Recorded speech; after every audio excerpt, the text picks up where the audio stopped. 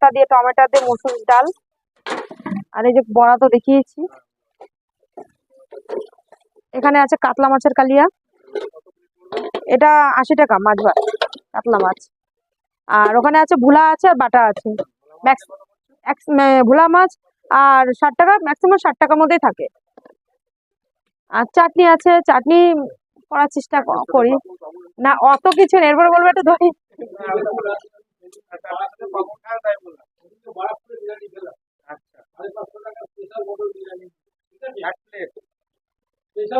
বারাকপুরে কি দাদা বৌদির বিরিয়ানি?